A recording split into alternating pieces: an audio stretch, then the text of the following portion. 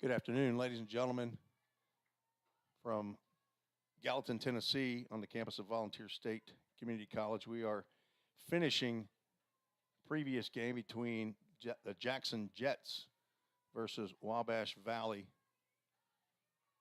College, and this game has gone long into the bottom of the seventh inning. The VolState versus Wabash Valley game will begin 30 minutes after this game concludes, which is in one out if the score stays the same. So if you're waiting for that VolState Wabash Valley College game, stay tuned. 30 minutes after this game will conclude, you will see the conclusion of this game. Stay tuned. Thank you for joining us on the VolState Sports Network.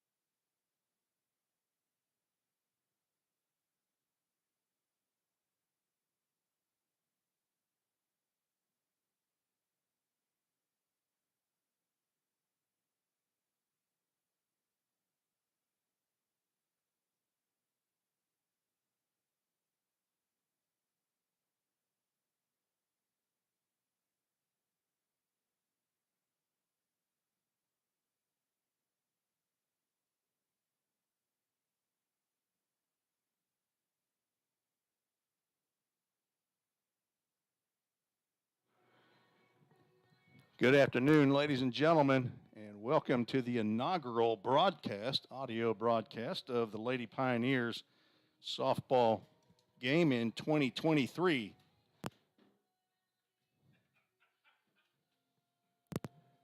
And off to a roaring start as we unplug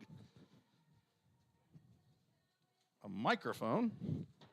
A little tight in the press box here at VolState, and this is my first time being in it, so I guess maybe I should tell you my name is Zach Williams, but I can't do that because Zach Williams is on the other microphone, and he's a professional. He'd never allow that to happen, but we have some new listeners, I hope, for an actual broadcast. Hopefully we will add some value to your live stream today. Those family and friends of the Lady Pioneers, and probably welcome a few of the spectators and supporters of Wabash Valley College as well. So also have Zach Williams, who is actually a professional broadcaster and my broadcast partner for summer baseball. Welcome, Zach, to this hopefully not a train wreck of a broadcast. Well, I mean, first off, love to say Tim Reese. That's your name. Welcome to you as well. As we're here at Ball State, I feel like I'm a little loud. Is that just me? Is that me, or is it just because we're in the spot together? I'm not sure. Well, I've turned us down on. We didn't really get a chance to do mic checks. You know what? It's a beautiful day here at Ball State. I'm my alma mater. Back when I was walking around the halls here at Ball State, I can remember about 3 of the classes I took here for my freshman year of college before I went off to the University of Tennessee at Chattanooga. But no, this is it's great to be back here. It's great to get ready to see a good game going on, and the field and just the area. I mean, I remember calling a game for the Sumner County High School Athletics. I believe it was their playoffs that they played it out here, and this field's really well kept and looks good. And we're slowly losing real grass and dirt everywhere we get fields-wise, not only just softball, baseball, but also football. So it's good to see, real field out there. Well, that's true. Although you'll see quite a few coaches around that sure would love to get to the artificial surface, so they don't have to do what Christian Lynn did out here between games, and that's drag the field. You put a little extra life into the field. You know what I mean? It's the effort that goes into it that makes these things happen.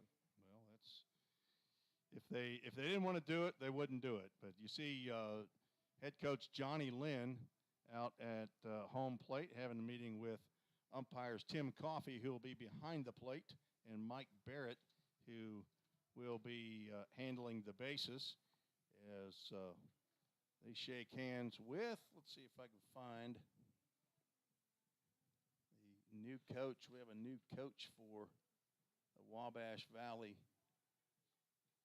Lady Warriors. Jade Montgomery is the new coach. Thought I had written that down on something. There it is right there on my score sheet.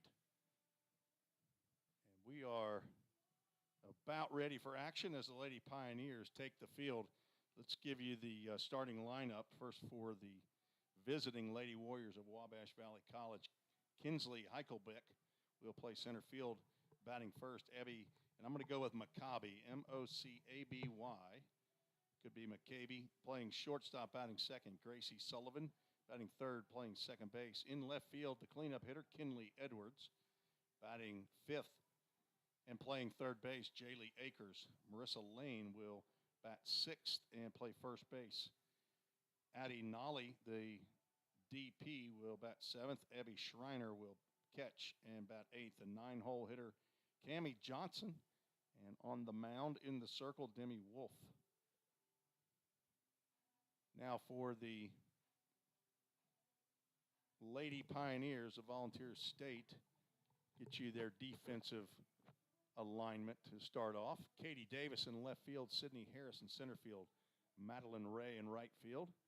Around the infield, third to first is Grace Gregory, Corey Harris, Killian Roberts, and Anaya Boone behind the plate, Bailey Osbrooks.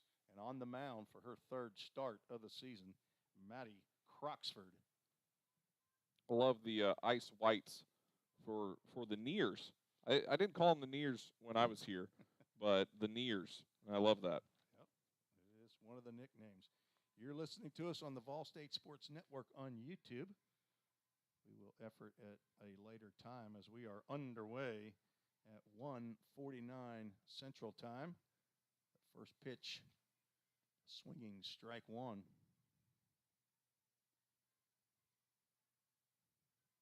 Hitting a softball's tough. Not a lot of space in between you and that hurler out there. 43 feet is what they told me today. We'll introduce you to the press box gang here when we get a chance. Got a couple players on the squad that unable to put the uniform on today, who were up in the press box. I'm actually taking one of the jobs away. Got stuck in the hand right there. Just a bit high. 2 balls, 2 strikes on Kinsley Heichelbeck. Common spelling of Heichelbeck, by the way. Heichebech. That's the only way I know how to spell it. Yeah, I don't know how many kids with the name of Heichelbeck I went to middle school with. Swing and a miss. And however you spell it, she goes down swinging. Good pitch for there. Out number 1. Getting on that outside like that, getting her to reach for something. Brings to the plate shortstop Abby Mocaby. Mocaby. You pick any 3 of those that you want at home, and you get to keep that name for yourself. There's a good chance it's none of those. First pitch misses high. I watched the live stream yesterday, and folks, I understand the pain when there's not a description of the accounts of the game. I sound like a disclaimer. Yeah, we had pictures. We just didn't have descriptions of the accounts. We need to work in a mic on the outside here so folks can hear the sound of the game. They actually had one yesterday, and I had to unhook it to get my mixer plugged in. As Maddie Croxford's gone 3 balls, no strikes to the 2-hole hitter, Abby Mocaby. 1 out. Look at that brand new scoreboard out there from Toyota Gallatin. Apparently, I missed a strike in there. Now it's 3 balls and a strike. Good thing Mallory White, who's handling the actual scoreboard out there, is able to pay a little more attention, I guess, to the umpire. There is ball 4.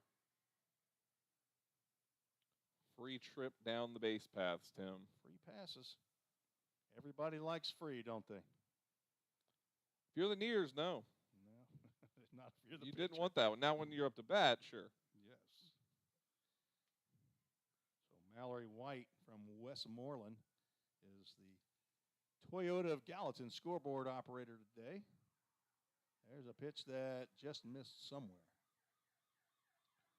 The ambulance making the scene here on Gallatin Road. Maybe just coming back home as we have a fire hall right behind the press box. But there's a tapper to Croxford, who will glove and underhand to Anaya Boone for the 2nd out on the play. Abby Mocaby moves down to second base. I'll bring up the 4-hole hitter, Kinley Edwards. I missed Gracie Sullivan, the second baseman, batting 3rd, didn't I? An unremarkable at-bat. There's a line drive that Anaya Boone is able to glove for out number 3 to end the first inning for the Lady Warriors. No runs, no hits, no errors, 1 runner left on base. We are halfway through the first inning, folks, and there is no score. We will take a break. Just turn our microphones off. I guess we could go to the finish, but we don't have a scene set up for that one. We'll just leave it right here on the VolState Sports Network.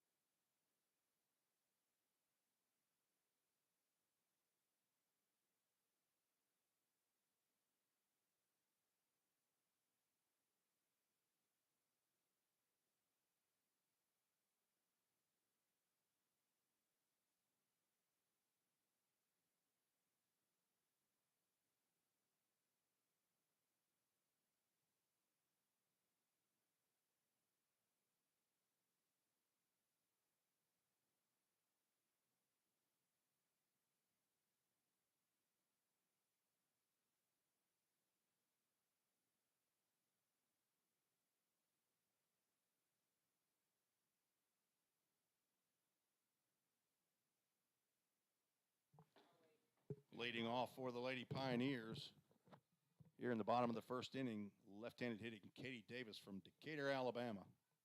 She will square around the bunt, take ball one.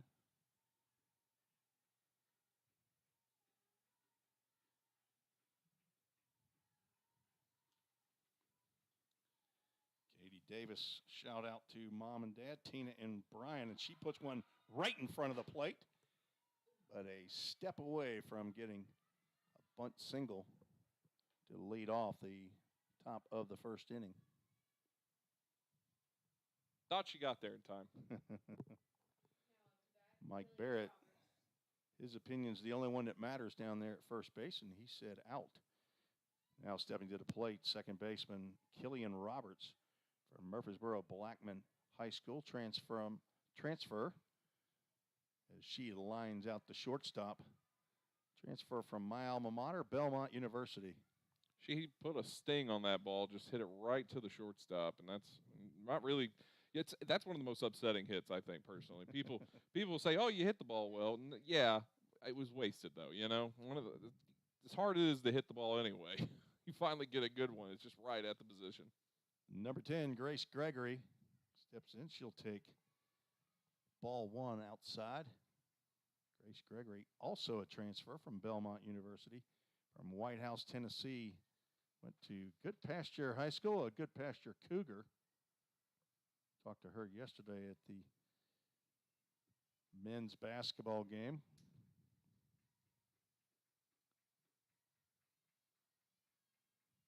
Asked her if she thought it'd be a good idea to come up and do a live broadcast. So if you don't like the broadcast, you can blame it on Grace Gregory, because it's her mention to say that, hey, we're playing a game tomorrow.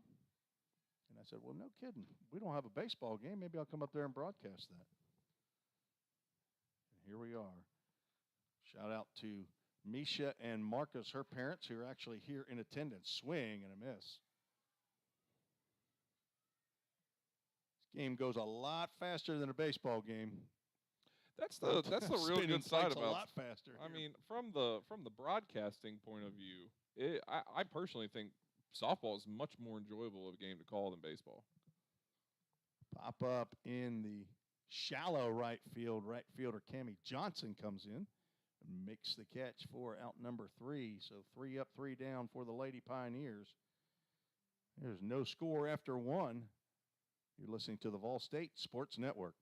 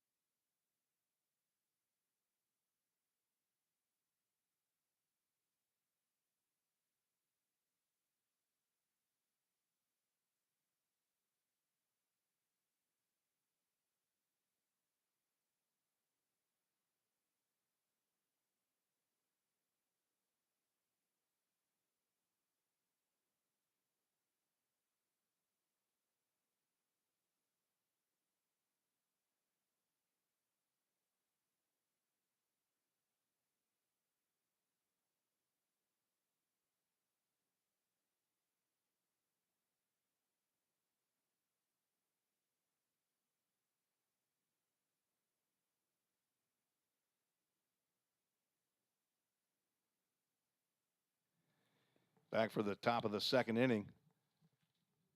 VolState versus Wabash Valley College here on the campus of Volunteer State Community College. Maddie Croxford out in the circle for the Lady Pioneers, and she will face 5, 6, and 7. The Lady Warriors. Jaylee Akers square around the bunt, and the pitch is called a ball. Probably no relation to Cam Akers, running back for the Los Angeles Rams. Probably not. I can give you a couple other Akers in the NFL if you need. Now, I never saw him put his hand up to call that a strike. But yet I see, Mallory, you saw him put I guess he's hiding that thing in his chest is what Bit of a I'm not shadow on used it to. too there. Wearing black and then having the shadow cast, it's tough. I'm going to have to teach these umpires to call a strike so that somebody behind them can see. You got to remember, strike Tim, call. you're a baseball guy. Well, I mean, I have seen some umpires, and they'll put that thing right there tight to their chest. But the problem is we can't hear the umpire. But I believe the count is 1 ball, 2 strikes as it shows up on the Toyota of Gallatin brand new scoreboard. Foul ball off to the right side into the grassy area beside the fire hall. Wonder if you could time up the home run just right, hit one right over the fence, and then all of a sudden you hear the sirens going off. It's had to have happened a time or two. I'm sure it has. 1 ball, 2 strikes to Jaylee Akers, and she taps one to Grace Gregory, who's charges in, throws over to Anaya Boone for out number 1. Little tapper that Grace Gregory able to charge. Give it to Anaya, too. The only one out there without a visor on. And with the sun, it's fixing to be right in her eyes if it's not already. Marissa Lane swings and misses at a high heater. These two teams played yesterday, and the Lady Pioneers came away with the 4.5 inning win, 10-1.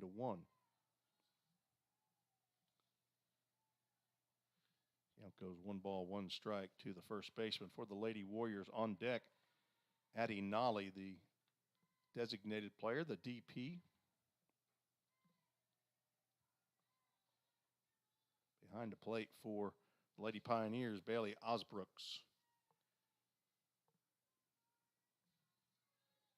Catching the 3rd start of the year here in game number 6 for the Lady Pioneers, who are 4-1. There's a line drive caught by Grace Gregory as she was moving to her left. She snagged that one out of left field. Number 10, sitting over at third base, making plays like that. Who does that make you think of? Ron Santo, Chicago Cubs. No. Who you got? Most famous number 10? The most famous number 10? Chipper Jones. Oh, okay. Well, as a Cincinnati Reds fan, I didn't memorize the Braves too much, although I did have Ron Santo from the Chicago Cubs 1,000 years ago. Chippa. Addie Nolly fouls off the first pitch she sees from Maddie Croxford.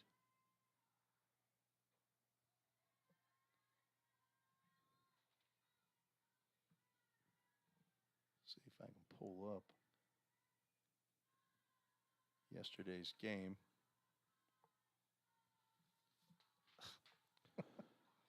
Too many sleeves here. Line drive, the ground ball down that third base line. It goes foul. Windy day here at the park. Blowing from outside in. Thank you, Jaslyn. I need tape on my my stat sheets. You got a real mosh posh over here of technology and wires. I do like to spread out. You took over some room. Got a nice table here in the middle of the room too. Yeah, you're leaning on you. Don't move that too much. That's our camera sitting on that that 3-legged table we got. Croxford a 1-on-1 record. Oh, foul ball. Almost right back into your house. Almost got a nice ding off that pole, and I would have loved to have heard you with your patented call. We'll have that later on, I'm sure. Not able to today. Not going to be able to do that one yet. Okay. Maddie has the only loss for the Lady Pioneers. There's a changeup. Just missed, and we'll go to a full count. This full count will be brought to you by Toyota of Gallatin. They have donated scoreboards all around here at VolState. Softball field, baseball field, and later on this year they'll put in brand new scoreboards inside the Pickle Fieldhouse. There's a fly ball to deep center field. Back goes Sydney Harris, and then she'll come in a couple steps in front of the warning track for out number 3. So a 1-2-3 inning retires the Lady Warriors. Still no score, but it's early here. You're listening to the VolState Sports Network.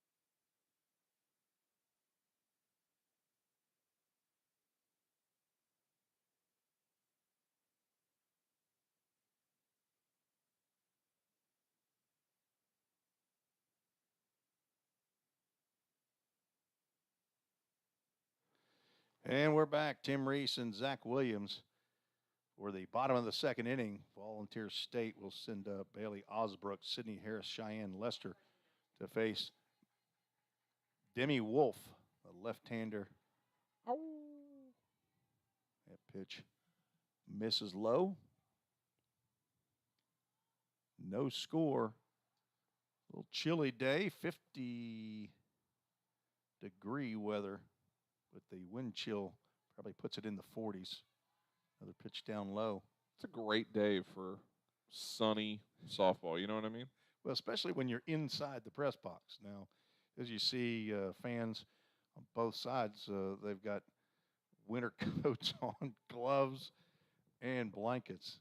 2-0 pitch, check swing, foul off to the right side. So, but as a mom or a dad, typically you're ready for that. And then occasionally you'll see somebody out here in shorts like Johnny Lynn and Christian Lynn, crazy coaches. Another foul off to the right side. Count goes 2 balls and 2 strikes to the VolState catcher, Bailey Osbrooks. That one dinged off the fire department back there. Oh. Watched it at the brick wall. From right over the Tennessee-Kentucky line in Scottsville, Kentucky. A changeup grounded over to shortstop in the dirt, but dug out nicely by Marissa Lane. Abby McCabe throws out Osbrooks. Shortstop has been a magnet so far. She's got 2 of the 4. That brings it to plate. Sydney Harris from Beaufort, Georgia.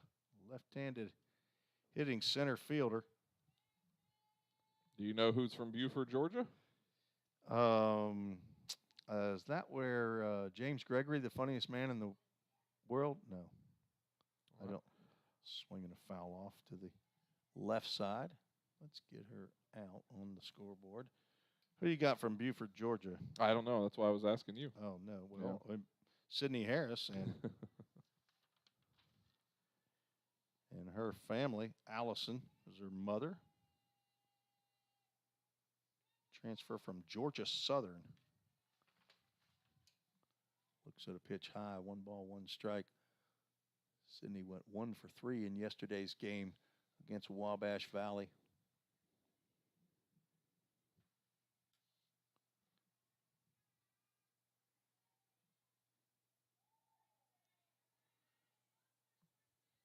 Ball 2.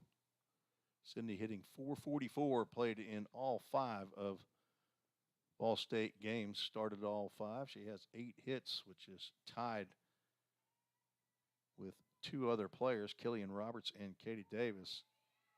She will look at ball 3. 3 balls, 1 strike. Ball State looking to get their first base runner of the contest.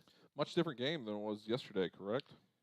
Apparently, I don't know if it started out that way. Yeah, this is a 6-run inning that Vol State put on the Lady Warriors yesterday. That ball is fouled off to the left side, and we'll have another Toyota of Gallatin, full count. They are right across the street from what would that be, the easternmost portion of the campus, or northernmost. I don't have my compass. And there is our first full count, first pitch, foul ball. Oh, you're still keeping that strike. Hey, if we're playing with a bat and a ball, I'm going to keep up with a full count, first pitch, foul ball. These folks can be enlightened. That is a big situation in the Reese household. Oh, I mean, it's a stat that most people ought to know. Pop up into shallow left field. That may drop, and it will drop from in front of the outstretched diving glove of Kinsley Heichelbeck. And there's your first base hit of the ball game, a double into the Bermuda Triangle that is left center field. No woman's land out there. No woman. I see what you did there. Telling you.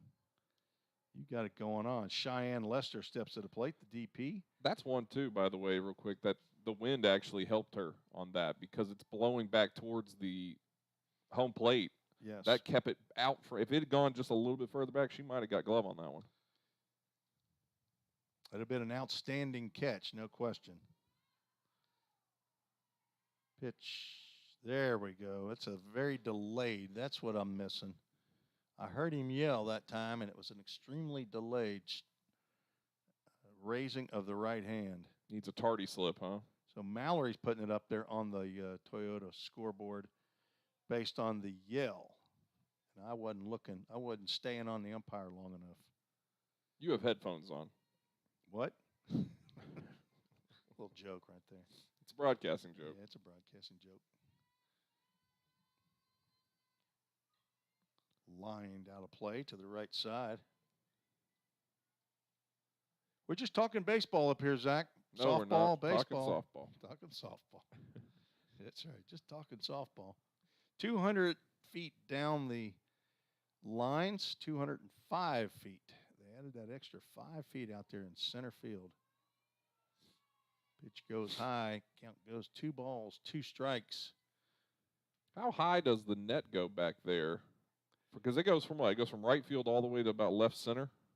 Doesn't go all the way around. It's a pretty high net. I know they have to catch because of the traffic going behind the field. I don't know the answer to that. Honestly, I didn't even know there was a net back there over in right field. But you got to look through another net to see that net. So I understand how you get confused. I'm looking through a window, a net, through the field. Then there's a chain link fence out there that's, I'm guessing, about 6 feet high. 2 balls, 2 strikes to Cheyenne Lester. Anaya Boone on deck. Ball 3. You know what we got now. Another Toyota of Gallatin. Full count. Folks, in the major leagues in baseball, if the batter swings on the first pitch after the count becomes full, he will foul it off 70% of the time. And today we have 2 for 2 on a full count first pitch foul ball as Lester fouls that one off. 70% of the time, it's right all the time. Yes, that's right. But in a couple of years of broadcasting college baseball, the average is about 52%. So it's not close. The higher you go up, another foul ball. See, that foul ball right there does not count in the statistical accomplishments of the full count first pitch foul ball, because that was the second pitch after the count became full. That's got to be the phrase you say most on a broadcast. Is full count first pitch foul ball? Yeah, I imagine doing basketball. You were trying to figure out a way to work that in there. Somebody did ask me at church this morning as to whether or not I have a similar stat that I keep up with, and I have not. And there is a called strike 3. Very nice pitch by Demi Wolf to get the backwards K. 2 outs now for the Commodores. Wow. Where did that come from? Anaya Boone, or the Lady Pioneers, who is a dual sport athlete here. Some people think the Commodores need a softball team. Yeah, there you go. She swings at the first pitch, fouls it off to the right side. You could put Tim Corbett on that. Yeah. He'd be able to do it. He doesn't have anything else going on. He could figure out the time. Anaya Boone played in the basketball game yesterday, an overtime match with, who did they play? They played, A two-sport athlete? yeah, she played basketball. Really? She played a softball game yesterday and a basketball game, and now she's back Wow. playing softball. I didn't even know you could do that today. in JUCO. Yeah. Modern day Bo Jackson. Roan State, that's who they played. Swinging a drive out to right field, but Cammie Johnson has it measured, and she will make the grab. 4 out, number 3. No runs, 1 hit, no errors, 1 runner left on base. A wasted double by Sydney Harris. We're through 2 innings scheduled for 7 here at VolState. You got a shout out that you're needing to put out there. Let's go ahead and do some shout outs. So Jaslyn Flowers, not to be confused with Jaslyn LeFleurs, from Livingston Academy, is our public address announcer and is up here part of the press box gang along with Mallory White. And initially, her first shout out, we do have to say, was to her Nana in Livingston. So hello to Nana in Livingston. We love our Nanas, don't we, Zach? Yeah, I call him Granny. Granny, okay. Grannies. Not a Nana family. Okay. But all the same, yes. Okay. And also to middle school softball player from Eagleville, Tennessee. The world needs to know, Presley Holland. Presley Holland happens to be a BFF of Jaslyn Flowers. So hello to Presley. All right. Love the name Presley, too. Isn't it, though? Reminds me of somebody. Yeah. Lisa Marie. No, what was the other one that? The Elvis? Well, there's Elvis, but I don't know enough about. What's the one that just passed away? I believe you had. Wasn't Lisa Marie? She's the mom, right? I don't know. Actually, I just watched the movie recently, and we're from Music City too. That's not good. That's sad. Well, you're Ohio. I guess I'm more of the problem in that. Yeah, it's true. But shout out Presley. Top of the 3rd we go. I never even got us out of that inning, did I? There we go. We're moving to the top of the 3rd inning. 1-0 count to start. Abby Schreiner, the catcher for Wabash Valley, swings and fouls that one off. The addition of the scoreboard on the live stream broadcast can be traced all the way back to my partner here, Zach Williams, who was the Farther first. than that, honestly. Well, you're the one that put it on the Full Count Rhythms broadcast. So, and it got on the Full Count Rhythm broadcast. Then I brought it, or it was brought to the VolState baseball broadcast. And why not use a good application? And softball has done the same thing. Fly ball out to right field. Madeline Ray gets into foul territory. The ball drops safely and harmlessly for a foul ball. Well, Tim, I got a funny story about the scoreboard. It's a funny 55-minute story while we got some time here. Yeah, plenty of time between pitches. Can you condense it? Or do you want to wait till between innings? We might push it to the next game. Next game. Oh, wow. Well, we don't have another game today, and they play again on Friday, and I'll be doing baseball. There's a ground ball down the third base line. It will stay foul, though. 2-2 count. Nobody out. Number 8 hitter, Abby Schreiner. See how Abby did in yesterday's game. Went 1 for 2 with an RBI. Don't have the roster. See if I can find it over here to see.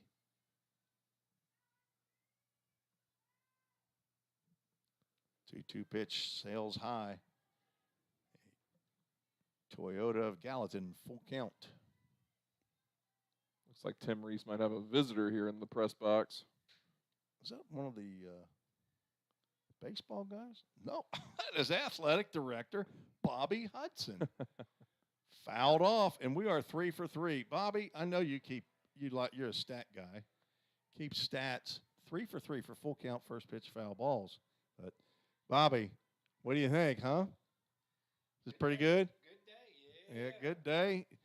Yesterday, all 4 of the VolState teams were in action on campus as baseball played a single game. VolState softball, that ball's grounded in the hole. Be a tough play for Corey Harris, and that will be an infield single and the first base hit by the Lady Warriors. Running away like that, trying to catch a bouncer, because she was going to have to really twist to make that throw across the body like that. That was going to be a tough play, but definitely one she still wants to give a shot at, I imagine. Yeah, at least take a chance. But Cammie Johnson, right fielder, steps in with nobody on and 1 out. Sometimes you can do a whole lot of bad when trying to do some good with a throw like that. There's a square round that's bunted foul. Looked like a bunt and run. So, Bobby, you had basketball going against Roan State, women's and men's. You had baseball started at 1 o'clock and softball doubleheader. And when I get finished with the baseball game, come over to basketball, Bobby Hudson's in the concession stand selling popcorn. You're not selling any popcorn today, though, are you? Not yet. But we will be. Once it warms up and they get the water cut on. As soon as the water gets cut on, the concession stand will be open? Yep. Okay. So the water is frozen right now? Well, because of Or possible freezing? that's what it is. Oh, okay. He wants to check with the umpire out in the field, and he was looking away. I'm sure he watched the pitch, but after the pitch, he looked down at his counter, checking the count on the batter. 2 balls, 1 strike. Swinging. There's a ground ball. Could be 2. At least a fielder's choice. 4-6 as Abby Schreiner is retired at second base. Always good to get that lead runner. Yeah. Mallory, a whole lot of double plays turned in softball. A lot of 4-6 threes, is there? Is there? Okay. I'm going to go out on a limb and say the over-under for a double play today will be 1. And I'm going to take the under. Pitch outside. See what gets left behind here, folks, in the broadcast, especially when there's so much happening, is this scoreboard on here. A lot of times in summer baseball, I have my wife, who is my intern, and she will run the scoreboard. She doesn't want to talk, but It's a lot more time in between pitches in baseball compared to softball too, though. well, I mean, you got 15 more feet that it takes for the catcher to throw the ball back to the pitcher. So that takes time. The runner going on the play, stolen base by Cammie Johnson. Didn't know if he was going to call that a strike. That's what happens on a delayed call like this umpire does. That was a tremendous throwdown too, by the way. I think that got that tag in, but call wasn't made. I don't know if she just didn't maybe make contact, but that was a great throw. A runner now at second base. Strike 1 on the batter. 1 out. Runner in scoring position. Top of the order on deck, Kinsley Heichelbeck.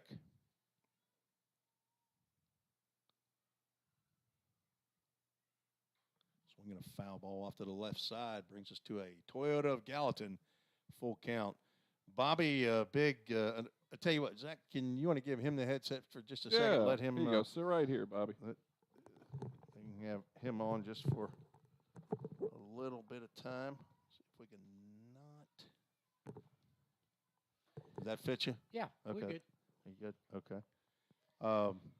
As ball 4 to Kinsley Heichelbeck puts runners at first and second. setting up a force out with 1 out. Brings it to play Abby Maccabi.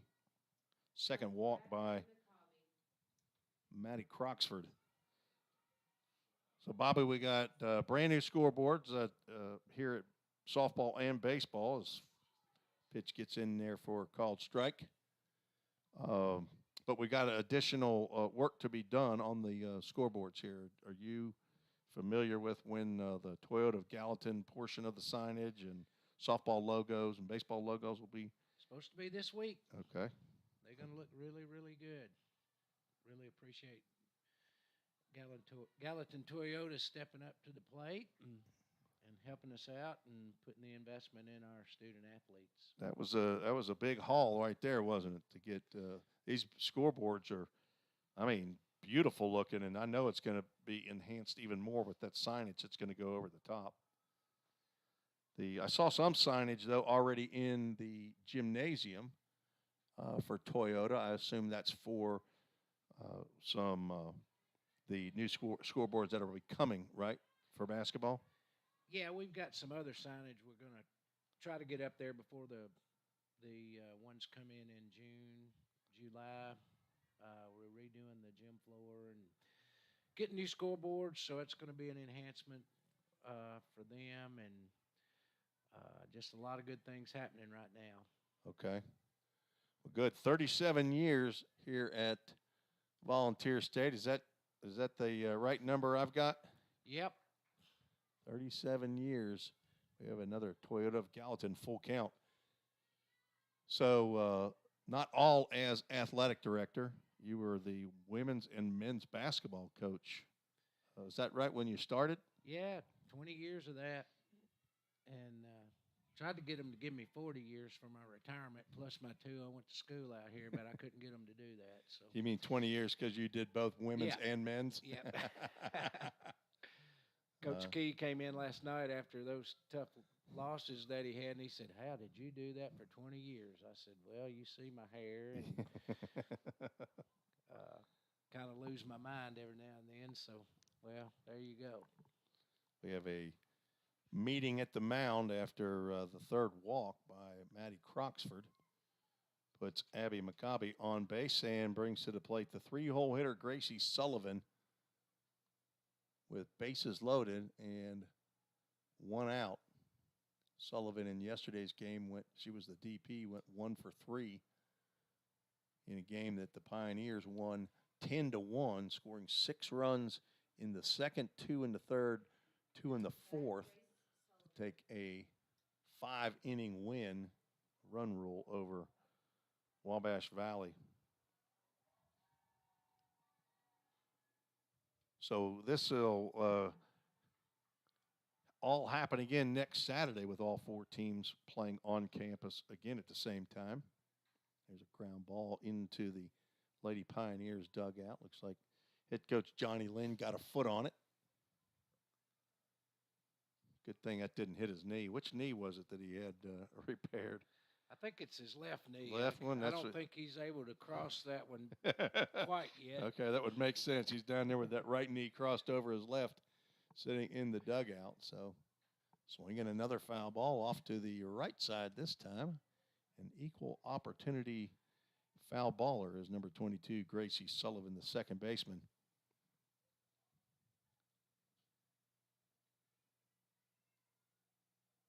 Gracie Sullivan from Linville, Indiana. Sophomore. Looks at the 0-2 pitch that misses high and outside. A lot of sunshine today, but just a little bit cooler than it was yesterday. Would you say that, Bobby? I don't know how much you were outside with the basketball games going, but yeah, that wind's a little chilly today, but it's sunshine and And there it is. There it is, Bobby. There's the one. I would have lost a 4-6-3 double play, just what the doctor ordered for the Lady Pioneers as they get out of a bases loaded 1-out jam with a double play ground ball off the bat of Gracie Sullivan. So no runs, 1 hit, no errors, 2 runners left on base. After 2.5 innings, still no score. You're listening to the VolState Sports Network.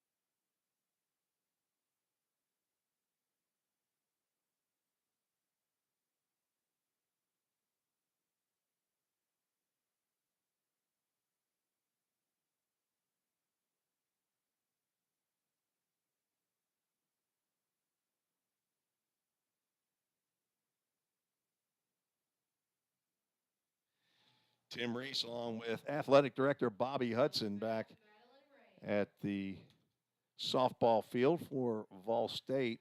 No score as we move to the bottom of the third inning. Leading off, Madeline Ray for her first AB. She walks up on that pitch, hitting from the left side, and decides she doesn't like that one, but home plate umpire Tim Coffey said, yeah, it's pretty good. Madeline Ray from Evansville, Tennessee, Ray County High School. She takes a slap at one, fouls it back. We were talking with Bobby Hudson about the busy day yesterday with all 4 of the sports teams here at Volunteer State in action, and that will be the case again as the women's and men's basketball team will have their final home game of the weekend on a weekend. There is one more makeup game. There's a slap down to the hole at shortstop, and no chance by Abby McCovey. An infield single for Madeline Ray. Second hit of the contest for the Lady Pioneers, and a leadoff single. Corey Harris steps to the plate. Shortstop batting from the left side from Cedar Hill, Tennessee, Joe Burns. I believe that is Robertson County.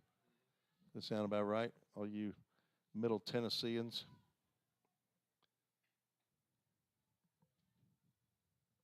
She will run up on one to lay one down with first base, third base, and pitcher charging.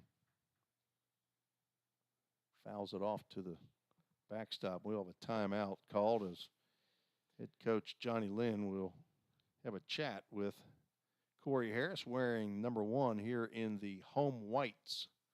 Little different numbers, I guess, for these young ladies at some of these uniforms. Coach Lynn said he's got some new red jerseys coming in. Yesterday, the baseball team debuted their brand new baby blues, which I thought looked really nice. Too bad couldn't get a win in their brand new unis. Third base, first base charging again. Another foul ball on the third baseline. So busy day next Saturday, and you will be here, Bobby, for the whole day and selling popcorn again. Probably so. You need to get some more helpers. Need some more interns, don't you? Yeah, we I mean, need to work on that. I make some pretty good popcorn, though. yeah, you do. It's another check swing. Yes, and a ball. She started to swing at that, but held up in time. The nacho cheese, nachos up there, and popcorn, candy. And you've said that you have made hot dogs up there at the basketball concession stand before, but not yet this year, right? Not going to happen this year? Well, probably not for basketball. Probably going to try to for baseball and softball. They're just kind of A lot of things going on. Again, you need some help. Who's your assistant athletic director? I think that's me as well. Okay. Mallory, I got 2 balls, 2 strikes. Did that pitch not count or? Oh, she did. Okay. Well, I will fix my scoreboard then. I didn't think she got a piece of that one. 1 ball, 2 strikes. I know she fouled that one off. Count remains 1 ball, 2 strikes. Mallory's not too poor to pay attention. So 1 on, nobody out. Madeline Ray with the infield single to start the bottom of the 3rd inning for the Lady Pioneers. 4-1 on the season. Split a doubleheader with John A. Logan. That was on Tuesday this week. And that pitch hits Corey Harris in the back leg, I believe, as the runner was going on the pitch. So she'll take first base with a bruise. Putting runners at first and second with the leadoff batter, Katie Davis, stepping to the plate. She tapped one about 3 inches in front of home plate on her first at-bat of the ball game and was thrown out by Abby Schreiner.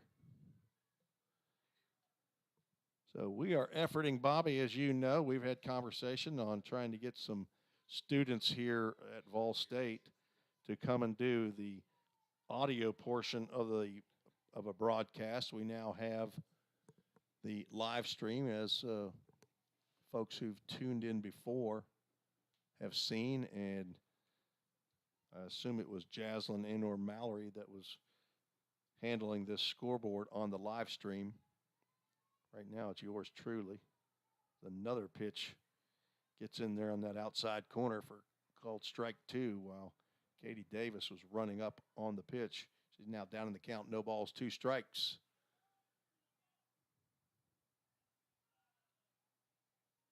So we were able to have find a couple, and there's a tapper that will get down on the dirt. That'll be a tough play. Another infield single, which gets the bases loaded. Lots of infield singles, I would assume, especially from left-handed batters. So Madeline Ray on at 3rd, Corey Harris at 2nd, Katie Davis on at first base. Center fielder Kinsley Heichelbeck coming in to talk to the base umpire Mike Barrett about something. She returns out to center field, and Killian Roberts will step to the plate. Second baseman, she lined out the shortstop. Infield is in. She smacks one right at the shortstop position. That shortstop coming in, that ball will go all the way to the wall. 3 runs will come in on the double by Killian Roberts, who does not wait. Past pitch 1 again. I believe that was a line out that she did on the very first pitch the first time she came to the plate, and she gets a 3 RBI double to score for the Lady Pioneers. Still nobody out for VolState. That's 3 hits in the inning. Actually 4 if you want to call a hit by pitch a hit. It's a hit just a different way. This is the inning that the Pioneers basically had yesterday in the 2nd inning. They just waited 1 more inning. Grace Gregory stepping to the plate. She flew out to right field to end the 1st inning.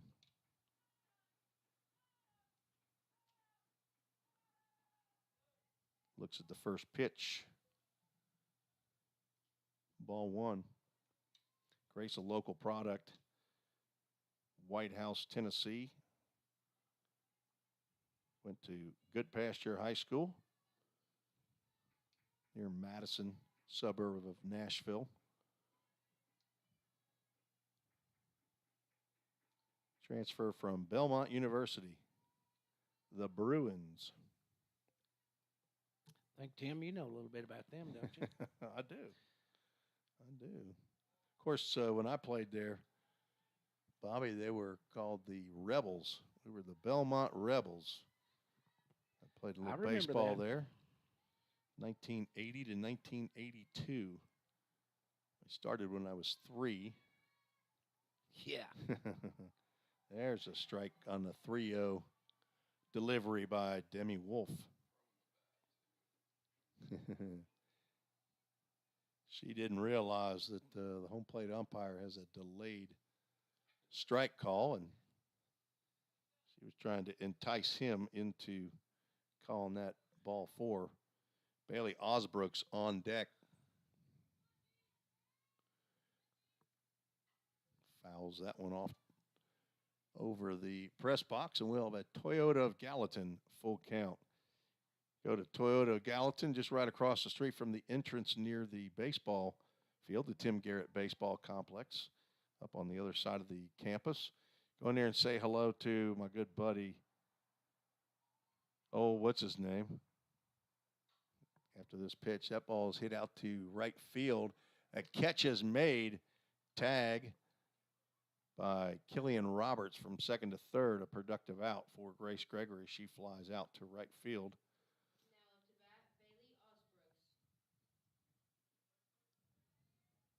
For the first out.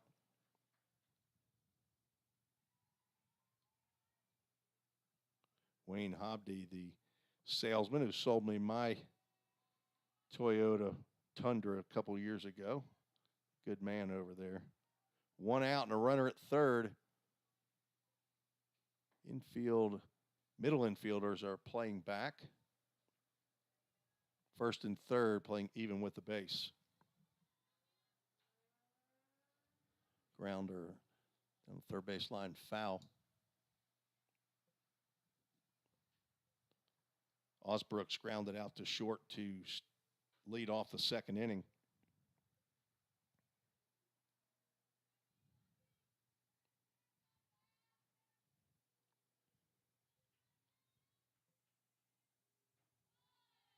Pitch misses high and away.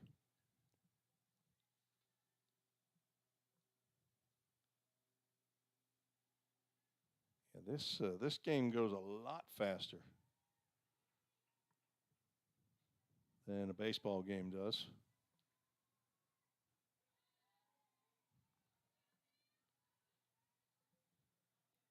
Two balls and a strike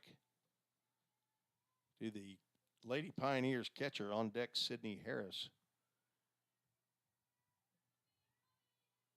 Pioneers with a 3-0 lead. Another ground ball. That will go into the VolState dugout. Again, goes to 2 balls and 2 strikes. Osbrooks 1 for 3 in yesterday's contest against Wabash Valley.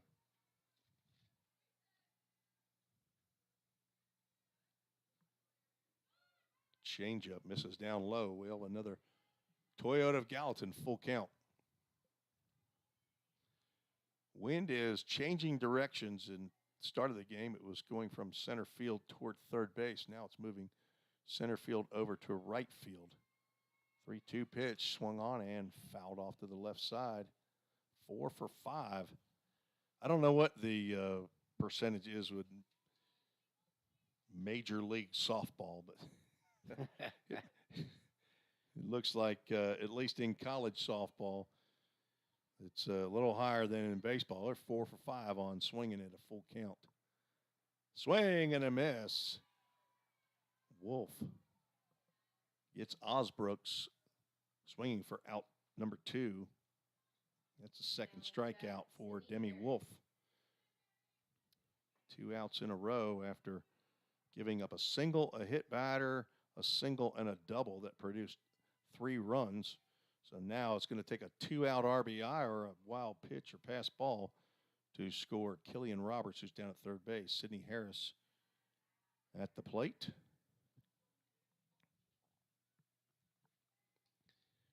She dropped one in left center field for a double with 1 out in the second inning, but was stranded at second base. Drives one into center field, and this one will land just in front of the center fielder. Kinsley Heichelbeck. So Sydney Harris is subscribing to the adage of hit 'em where they ain't. An RBI single. It's not how hard, it's just where you hit them sometimes. So 2-out RBI gives the Lady Pioneers a 4-0 lead. Cheyenne Lester stepping to the plate.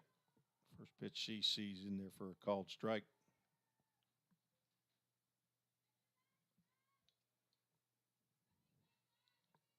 Bobby, what else do you got for our supporters of Lady Pioneers? And that ball's dropped in there. That will get down in the green for a base hit. On to third base will go Harris. Runners now at first and third with 2 outs. Well, I just go to our website to keep up with that, especially in baseball and softball season. You never know about rainouts and different stuff. So VolStatePioneers.com is the website, and go there. We've got an online shopping place where you can get hats, sweatshirts, whatever you need, and you kind of design them through BSN Sports. So, a lot of things to keep up with. Twitter feeds. I'm kind of old school, so I don't. Each team handles their own Twitter, right? There's not an overall. Well, there's an overall athletic one that I just have them to tag me on their tweets, and I can retweet it onto the our main the overall athletic one. Yep, and the one that shows up on the website. So it seems to be working out pretty good. I'm getting better at it for an old guy. Anaya Boone with an RBI single up the middle. Another 2-out hit. Pioneers now take a 5-0 lead, and 9 batters have come to the plate for VolState, as Madeline Ray will get her second AB of the third. So it's almost a mirror image of yesterday's game. It's just happening in the third inning instead of the second inning, as Lady Pioneer scored 6 in the second yesterday. So far, 5. There's a tapper foul at the plate. Coach Lynn's teams usually they kind of play for the big inning through the years, and doesn't seem like this group seems like the same way. Well, they're hitting 391 coming into today's game, so they've scored some runs. There's a tapper just past Coach Lynn. I think our season opener, we scored 7 in the first inning, so Is that what maybe it was? that gives you a good indication of the year. So That I hope was so. The 17-9 win over John A. Logan on Tuesday. Then took a 3-1 loss in the second game of that doubleheader. I was actually going to try to come and broadcast that one, but there's a slow roller to short. She thought about flipping to third base. She didn't realize the third baseman was basically in her hip pocket. So nobody to flip to, and not a chance to get Madeline Ray. That's 2 infield singles in the inning for Madeline Ray, and that loads the bases yet again. Looks like we'll have a pinch hitter here as Coach Johnny Lynn out to talk with the home plate umpire. As soon as I see a number, I don't know these softball players well enough to know their names. There we go. She turned around. Now she's number 12, Kaylin Conrad. Okay, I saw her up here in the press box from Berea, Kentucky. Shout out to her mom and dad, Amy and Ben. If they came up to the press box, then I asked them if they wanted a shout out, and that's who she said. Berea, Kentucky. I think that must be near Lexington, because she knows Matt Hall, one of the players on the baseball squad. She looks at the first pitch outside the zone. So Kaylin Conrad hitting for Corey Harris.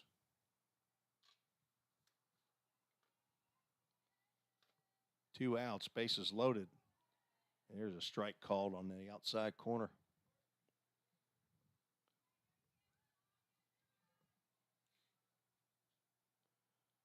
Galen appeared in 4 of the 5 games thus far, started 3. Looking for her first hit of the year. She fouls that one off. Now down in the count, 1 ball, 2 strikes.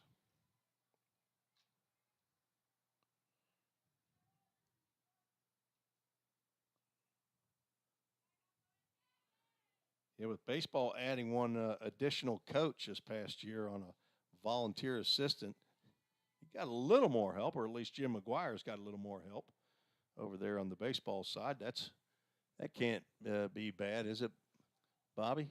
No, we were fortunate to get John. He's a good man, good coach. Fortunate to have him, and I know Jim. You know, Jim's one that delegates pretty good to his assistants, and I know they're doing a good job for him. Just as Christian is for Coach Lynn down here. Right. Of course, Christian, he did some coaching at UT and kind of knows what softball is about. So it's been a. Did he help out after he left his basketball playing days? Yep. He went and helped the co-coaches up there, the weeklies. Okay. And then stayed there while he went to school and got his. I think he got over his bachelor's degree there and stayed there and helped them. So he's kind of been in softball. And when Coach Buckner left to go to Mississippi Valley, I think he was helping a little bit before then, but Johnny just kind of gave him a little more responsibility, and he's handled it really, really well. Okay. So Conrad pops up. It's foul. Was foul, but it was caught by third baseman Jaylee Akers to retire the Lady Pioneers, but they send 11 batters to the plate, score 5 runs on 6 hits, no errors, 3 runners left on base. Score after 3s, 5-0. We'll keep it right here just for a minute. So Johnny Lynn's been here at VolState for 30 years, almost all the time that you've been here. Has he been in the capacity as the softball coach for 30 years? He coached some basketball here too, didn't he? Yeah, he came in as my assistant, and he and I coached men and women's basketball probably for a pretty good while. And then he helped me. Then he went to Hiawassee College and coached women's basketball and softball, and then we started our softball program in '93, I believe it was, and we were able to get him back, and so he and I coached all 3 of them for about 6 or 7 years, and then I finally stepped into the admin role 100%. Yeah, well, I stayed just doing men and women's, and then we were able to get Johnny some help, and that's kind of the way it's been. We've been together for quite a while, and Johnny's the only coach we've ever had here at VolState. Of course, he's got his 1,000th win last year as a coach, and then he got his 1,000th win for our program last year as well. So, I don't know. He's got the record for everything. He's got the most wins, losses. And he'll probably have it for a quite while. a while. Right. Leading off the top of the 4th inning for Wabash Valley, Kinley Edwards, left fielder. She lined out to Anaya Boone in the 1st inning. Maddie Croxford out on the mound still, and that she gets a pop-up to shortstop Corey Harris. She back in the game after being pinch hit for? Yes. So she has re-entered in the top of the 4th. We're going to turn it back over to the professionals, and I'm going to run down there. You got stuff to do. Got to make a little run around, Tim. I sure do appreciate you. Bobby Hudson, athletic director here at VolState, and he leaves with a Line drive single in the left center field by Jaylee Eckers. It's good having you, Bobby. We will see you on campus here, if not before then, but by Friday anyway. Zach Williams back on the microphone. Got about an inning left in me. You getting hungry, huh? You getting No hungry. concessions here, I hear. So yeah. Well, you could run up to Jersey Mike's, and they're going to working on them to be a sponsor for baseball. So I'll tell you, VolState, when I went here, used to have I don't know how they do their food court or whatever you call that area, but they used to have a mean fried bologna sandwich up there when I was going here. Yeah, it was. Look, Tim, it was so good that even when I was coming back from UTC, I would stop in every once in a while if I had some friends that were still on campus, and I would go and get me one of those. That is a good bologna sandwich. Thick cut bologna, Texas toast, nacho cheese on top. Yeah, it was good. I don't even want another bologna sandwich in my life, but that's starting to sound good. That's American. I don't know what you're saying. After eating a Pop-Tart. Well, Pop-Tart. Before I came here. The bologna sandwich of the pastry world. The Pop-Tart. Called strike. 3 balls and 1 strike to Marissa Lane. Lined out to Grace Gregory. VolState in the driver's seat right now. 5 spot up there on that Toyota of Gallatin scoreboard. Runner at first, inside, pitch, ball 4, puts runners now at first and second. Probably not what you want to see after putting a 5 spot up there, is given a free pass. A 4th walk of the ball game by Maddie Croxford. Every umpire has a different strike zone, and I think this one I've been watching, just wondering where he's calling strikes and balls. And inside to outside, you can shift it about maybe a half ball out. It seems like he's really favoring the outside corner right now. Yeah, I think that's where, if it's favored outside or off the plate, that's where it's favored. So Coach Johnny Lynn will go out and talk to his freshman hurler from Station Camp High School right down the road. The Bison. She is from your hometown. I mean, just right around here in Sumner County, Hendersonville. So there are, now 4 high schools in Sumner County public schools. We have Gallatin and Hendersonville, the 2 probably oldest high schools, and then Beach High School. Well, we got 5, Station Camp, and now the new Liberty Creek Wolves that are up moving to the northern part. You got Portland. Well, actually, you probably have, I guess I'm thinking in the kind of the Hendersonville area, but you're talking about the Gallatin. area that only matters. Yeah, the only, right where I live. So we do have Portland, Westmoreland. Yeah, there's about 11. Is there 11? Okay. I believe there's 11 now. Like I said, there's a lot of high schools right here in Sumner County. Public, you said public. There's obviously a couple private. There's Pope. You got right. Pope Prep, as they call themselves now.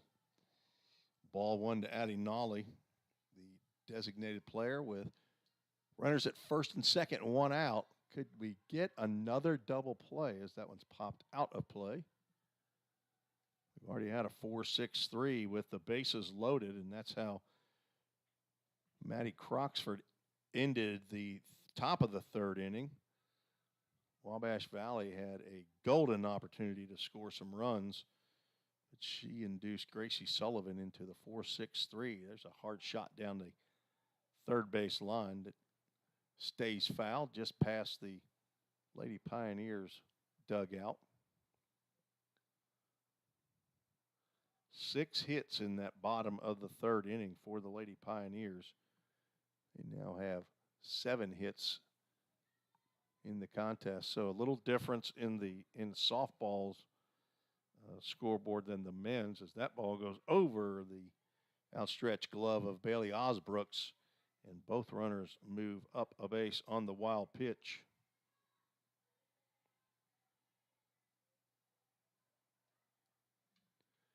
They don't have place for hits and errors on the softball scoreboard.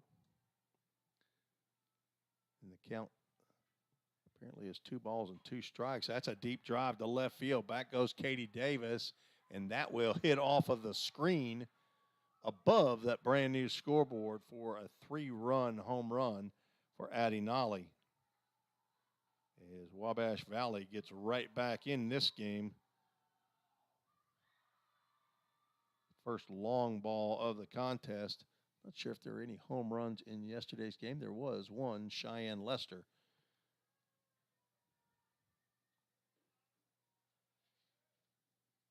That 5-3. answered a question though for me, Tim. Okay. Didn't know if it went off that screen, if it meant it was a home run or not. Oh, okay. Was that the question you were actually asking me? Well, that was not the same question, but it was in that guide of questions I was looking for. I think the home run is just the chain link fence is what the There home might be run a is. little Mallory, gap. is that? Well, we know the answer is because we just saw it happen. Well, that one actually went over. It hit the screen above the scoreboard, right? Okay. Is that how high that screen is all the way around? It goes higher. You can see the screen going up. Above the scoreboard, right? Yeah. Okay. Yeah, it's the same all the way through. Okay. But it stops right there at the scoreboard. No, higher than the scoreboard. No, but I'm saying it's not to the left of the scoreboard. Oh, yeah. There's a line drive up the middle by Abby Schreiner. She swings at the first pitch after Nolly knocked one out of the park. We got a softball game on our hands. Maddie Croxford reeling a bit here. She has given up 3 hits here in the top of the 4th inning and 3 runs. Cammie Johnson stepping to the plate. Right fielder. Time is called. And out of the dugout will come Johnny Lynn. He'll make a change, it appears.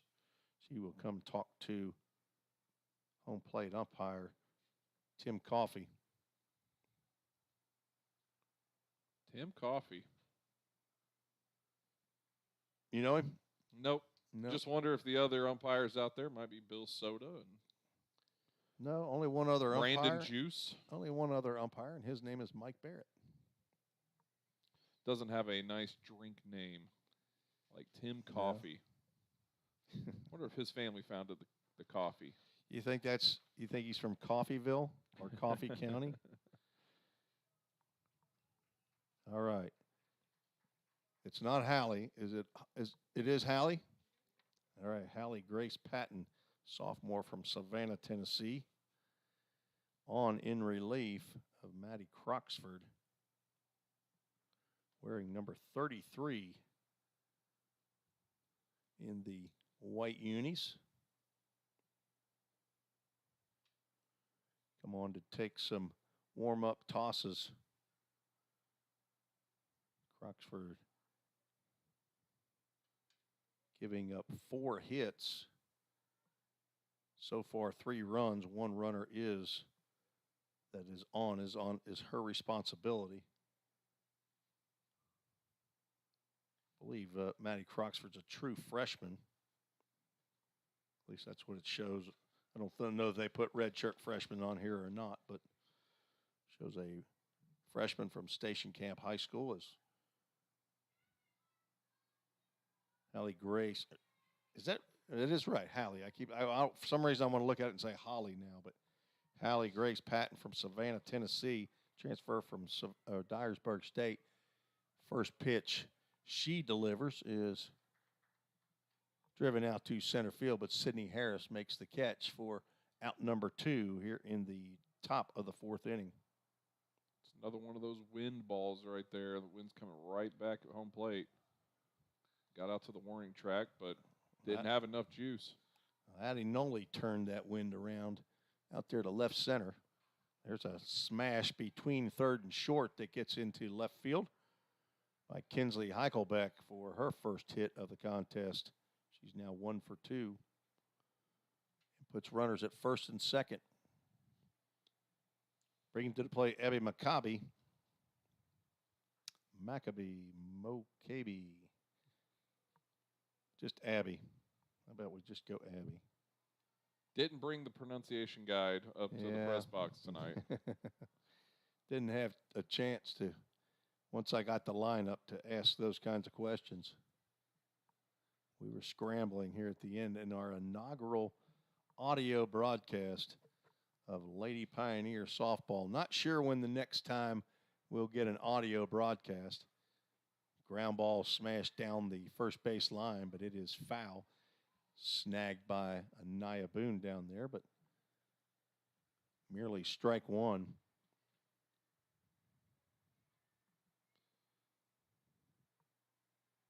Abby has walked twice, yet to record an official plate appearance. Looks at a fastball high.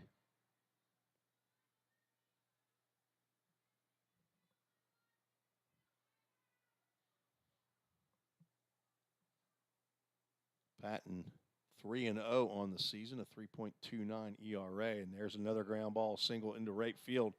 Madeline Ray comes in. There's something you don't expect if you're a baseball guy. Too much is a throw out, a 9-3 in your scorebook. As I was expecting her to be throwing that home, but instead she's throwing that to Anaya Boone. So Abby McCabe has retired 9-3 for the third out here in the top of the fourth inning. But the Lady Warriors score 3 on 4 hits, no errors, and 2 runners left on base. After 3.5, the Lady Pioneers lead 5-3. You're listening to the VolState Sports Network.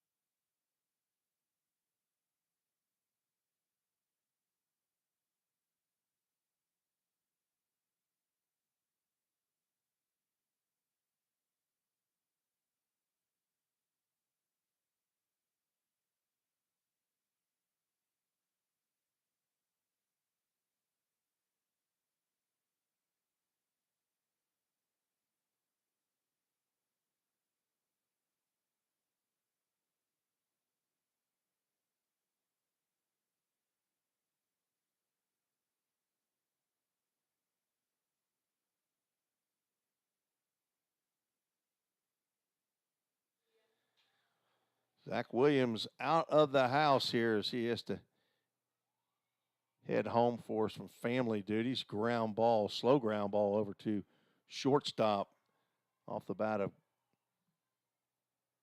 get where I'm at. There we go, top of the order. I was going to say it's top of the order. Katie Davis, I'm looking on the wrong side of my scorebook. She will start the fourth inning with a ground out. Brings to the plate Killian Roberts, who had a 3-run double to get the party started for the Lady Pioneers in the third. Demi Wolf still out there on the mound for Wabash Valley. Changeup apparently just missed.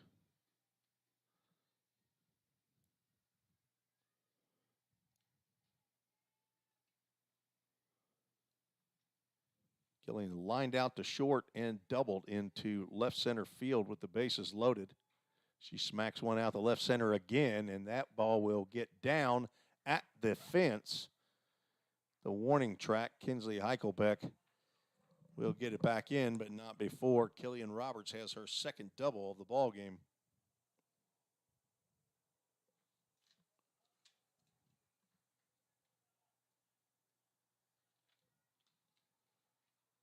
Grace Gregory stepping to the plate. She's looking for her first hit today.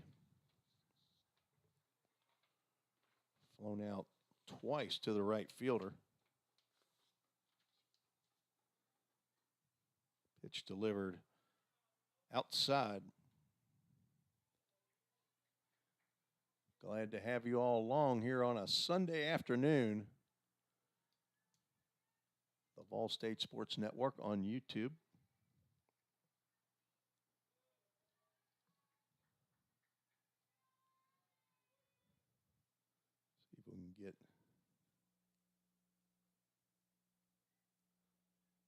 pulled up on my laptop. See how many folks we got. 35 folks watching on YouTube today. Glad to have each and every one of you. That's the wrong. But 3 balls, no strikes to the transfer from Belmont University. Third baseman Grace Gregory. On deck, Bailey Osbrooks. 3-0 pitch on that outside corner.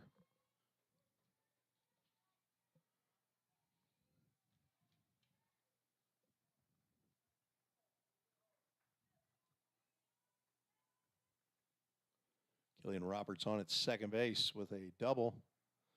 And now she'll be joined on the base paths by Grace Gregory as that pitch misses. First walk of the contest by Demi Wolf. She does have a hit batter. But with 1 out, multiple runners on the base paths for Bailey Osbrooks, who's also looking for her first hit. Pitch misses outside.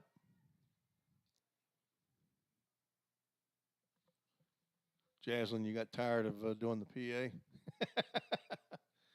It's taxing, isn't it? The drive out to right center field. This will get down off the Dyer construction sign out in right center field. 2 runs will score on the double off the wall by Bailey Osbrooks from Scottsville, Kentucky. Big timing on that extra base knock for Osbrooks. And timeout will be called. Johnny Lynn will, looks like, put in a pinch runner for Bailey Osbrooks. So that's 2 doubles in the inning after 1 was out, or a ground out.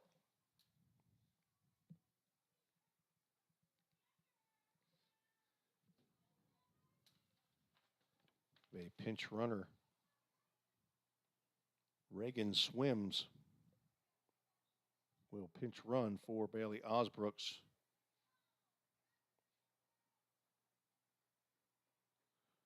And Sydney Harris steps to the plate.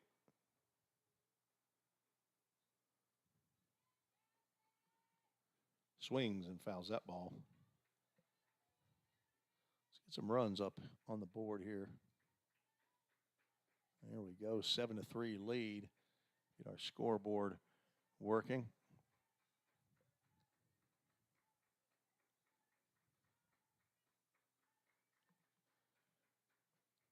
There's a line drive over the head of the shortstop. That will get into the gap.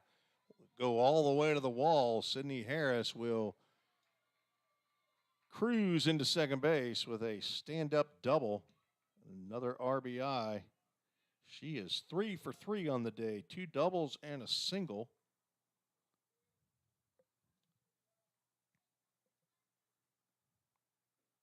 Reagan Swims comes across to score for the Lady Pioneers.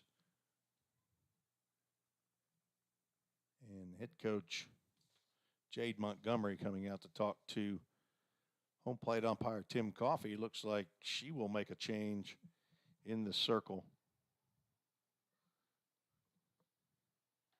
Is number 8. See if I can reach. There we go.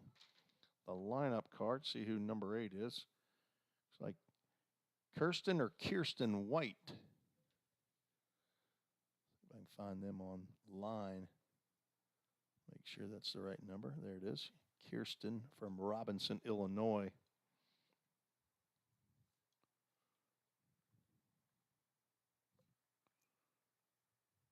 Will come on in relief of Demi Wolf.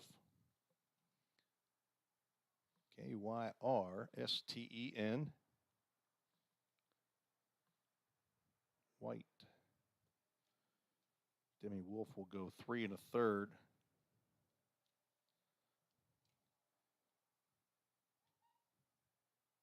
Giving up 10 hits. And so far, 8 runs with a runner on second that is her responsibility. So Kirsten White will face Cheyenne Lester, who is 1 for 2. 1 out, runner at second base here in the bottom of the 4th inning. First pitch, low and outside.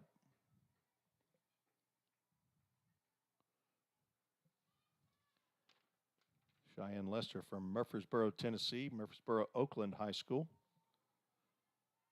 Freshman infielder. The DP today looks at ball 2. On deck, Anaya Boone.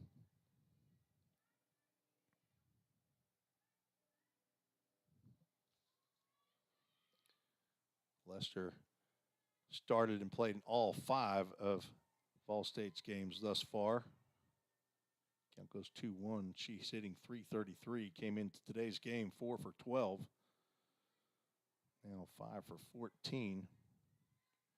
Has a home run, 3 RBIs on the season. Pitch misses low and inside. Count goes 3 balls and a strike. There is a base open. I don't think that's what Kirsten White is doing, trying to pitch around Cheyenne Lester to get to Anaya Boone. She'll take her walk.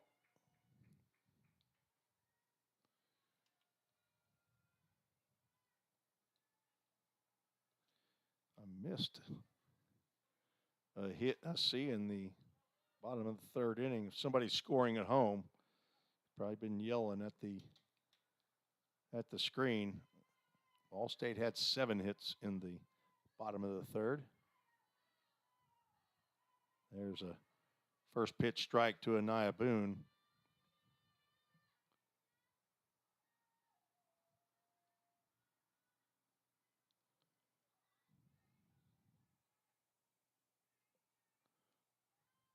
There's a ground ball to short.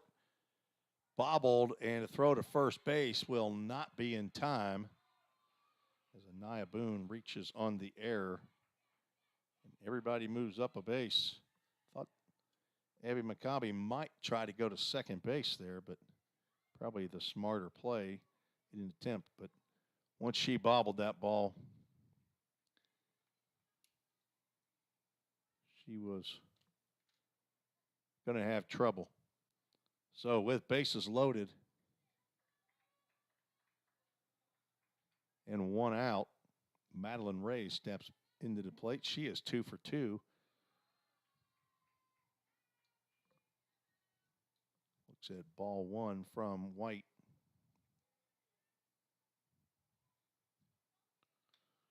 So Demi Wolf actually up 11 hits in her 3 1/3.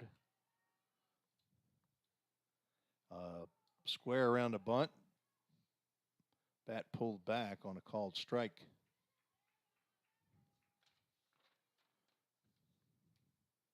Madeline Ray, sophomore outfielder from Evansville, Tennessee. Batting from the left side, has 2 infield singles, but the infield's in. She will slap and foul one off of her left foot, her front foot. Slapped one. She is going to be trying, I would assume, to lift one just over the infield's head.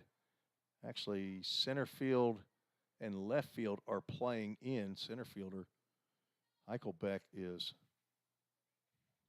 way in. Left fielder playing maybe a couple steps in at left. Right field is playing deep. Nearly gets hit with that pitch. Cal moves 2 balls, 2 strikes. Pioneers have matched the 3 runs that Wabash Valley scored in the top of the 4th inning. Still have now a 5-run lead, which is the largest lead they've had of the game. Looking for more here. Pitch misses low and inside. A Toyota of Gallatin, full count.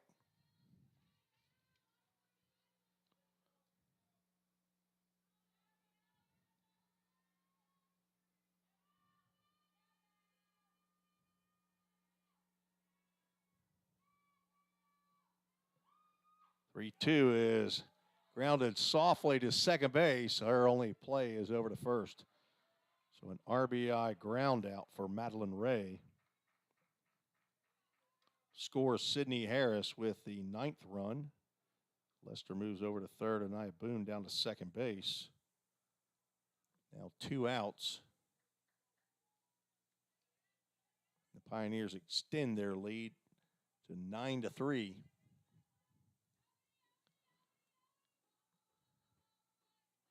Corey Harris at the plate with 2 outs. So you'll look at ball 1. Harris was lifted for a pinch hitter. Now time called as head coach Johnny Lynn, who coaches third base, has an offensive meeting with his young left-handed hitting shortstop. She was hit by a pitch and scored in the 3rd inning.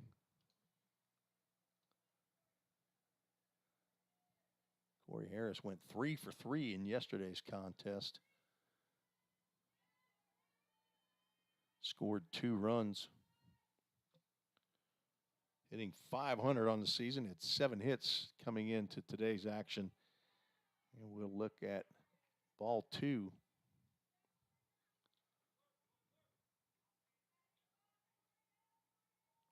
Coming in, had 6 singles and a double, 2 RBIs. Her hit by a pitch was the 2nd time she's hit by a pitch. Strike called on the outside corner.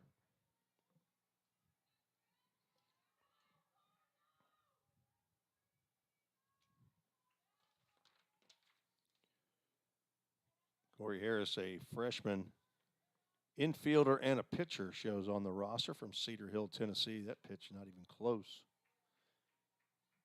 A base open for the 9-hole hitter, Corey Harris.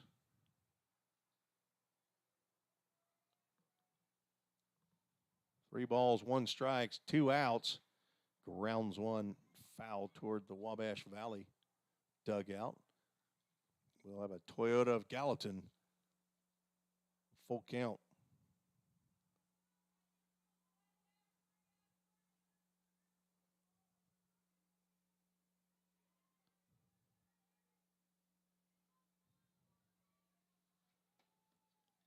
The 3-2 pitch, grounded to second base. Gracie Sullivan tosses on to Marissa Lane. They retire the Pioneers.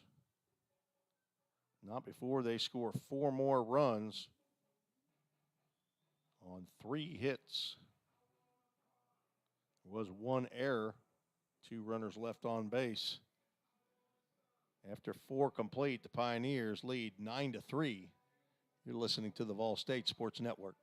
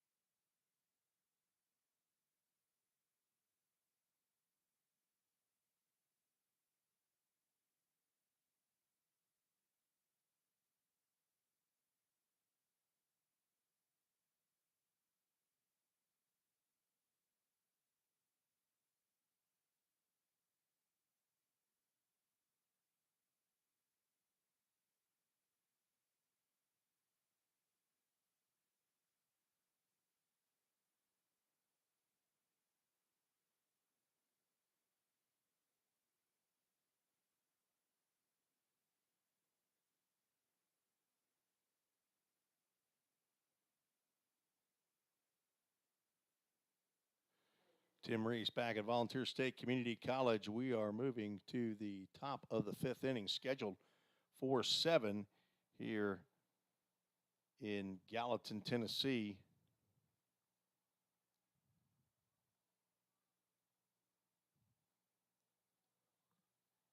Nine to 3, the Lady Pioneers lead Wabash Valley. Here in the last game of this round robin set of games of 3 teams. The Jackson College Jets, Wabash Valley College, and the VolState Lady Pioneers. Is a ground ball on the third base. Grace Gregory up and over to Nia Boone for out number 1.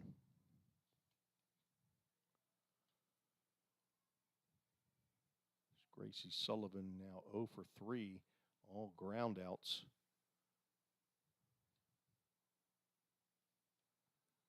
Brings to the plate Kinley Edwards, the left fielder, who's also 0 for 2, hitless on the day.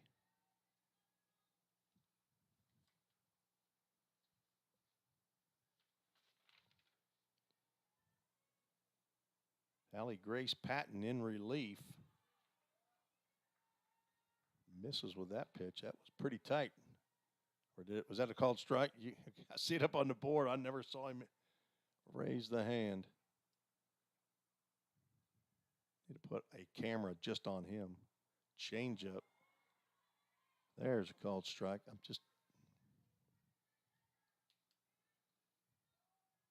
Somebody needs to tell Mr. Coffee down there I can't sit and wait and look at him the whole time. I got 16 other plates that are going while I'm broadcasting this game. Check swing, she was able to hold up.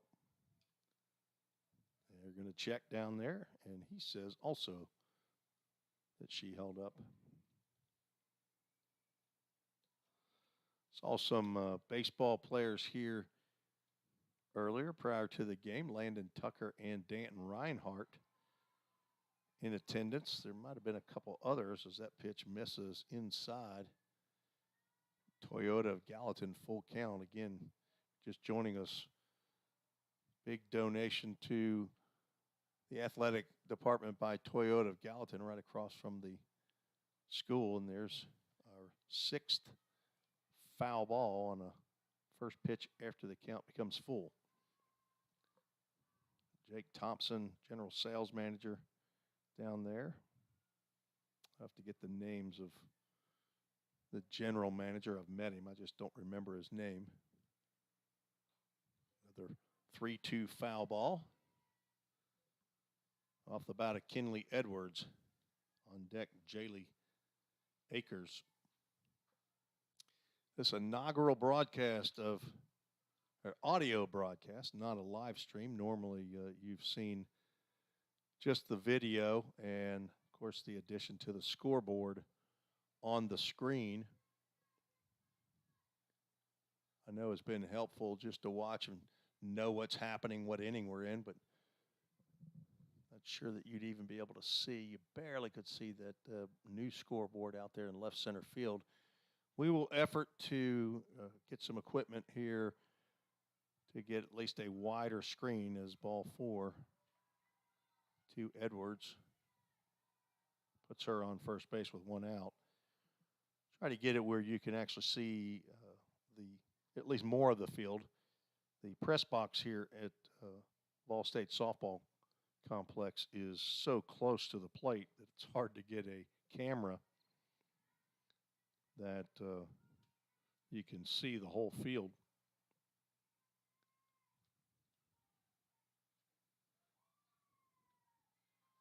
Akers looks at ball 1.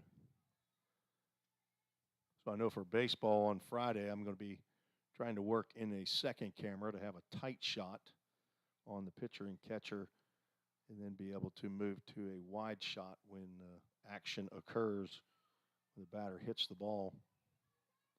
We worked on that a little bit in the fall season, and it seemed to work. The problem is the camera that I was using in the fall is being used for the basketball broadcasts, so it's unavailable at this time.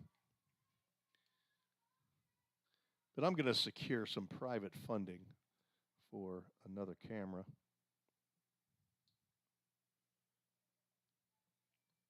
Runner at first, Kinley Edwards, 1 out. Jaylee Akers, who's 1 for 2 and a run scored at the plate, swings and fouls that one off the screen. Count moves to 2 balls and 2 strikes.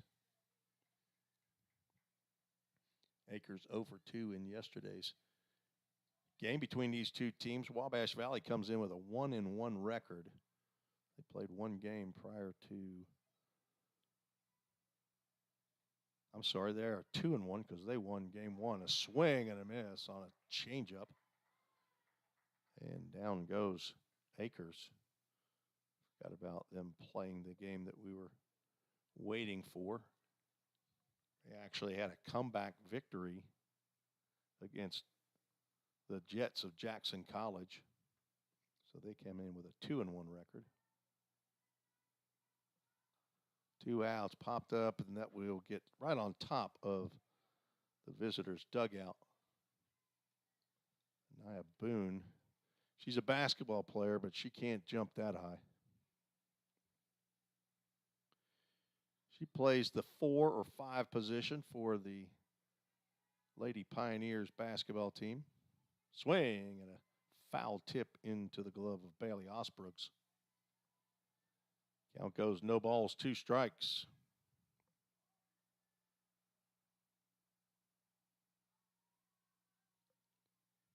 Two outs, a runner at first. Swing and a foul tip. That caught a piece of Osbrooks as she drops her glove. Will come back to the backstop to retrieve the ball, but Grace Gregory beats her to the ball. Gives Osbrooks a little bit of time as Coach Lynn will come out of the dugout, check on his catcher. Not every part of your body is covered. They don't look like hockey goalies with the thick padding. Of course, they don't have a piece of vulcanized rubber coming at them 100 miles an hour either. But as a former catcher myself, it could take a bite out of you. Count no balls, 2 strikes, 1 out, 1 on. Fastball high, misses. Good pitch by Patton.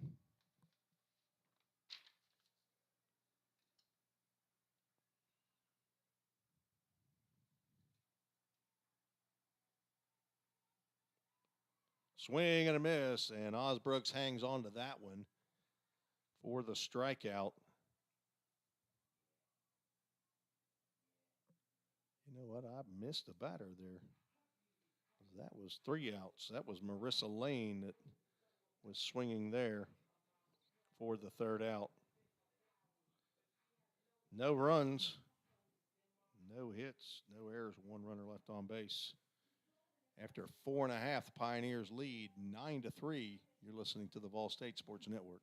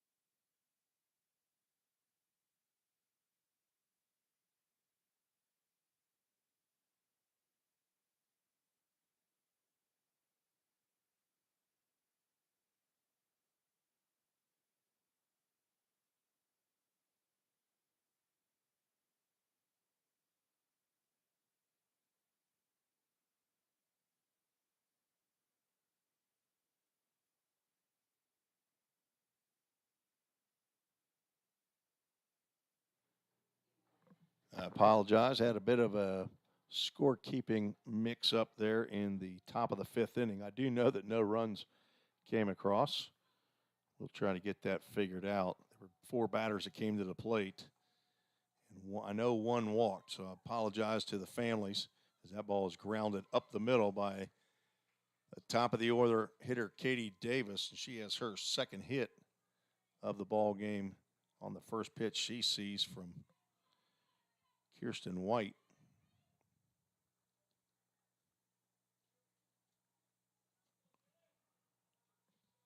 The Lady Pioneers start right where they left off. Killian Roberts 2 for 3 with 2 doubles and a run scored. Pitch right down the can, called strike 1. Roberts came in hitting .471, 8 for 17. He's now hitting .500 on the season, 10 for 20. Added 3 more RBIs, 9 RBIs. Fastball misses outside.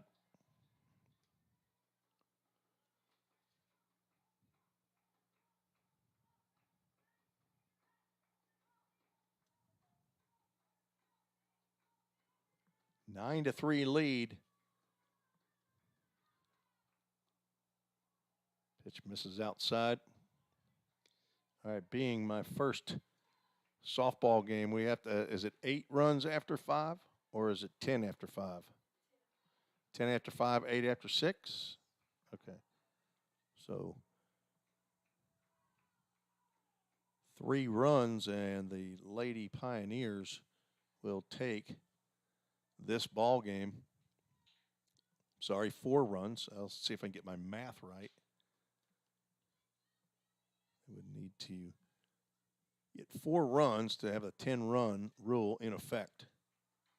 Popped up in the infield, but that's going to be a center fielder coming all the way over to right field. It will drop in front of everybody. That ball, for all the world, like it was going to be on the other side of the second baseman, and then the wind blew it back toward right field. Give a wind-blown base hit to Killian Roberts. She'll take it for her 3rd hit of the contest. Katie Davis moves down to second base.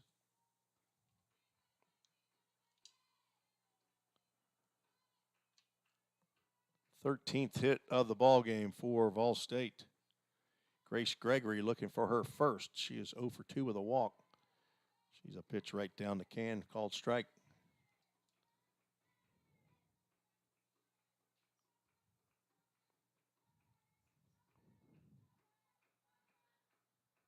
Be a shame if Grace doesn't get a base hit. She's the reason I'm here.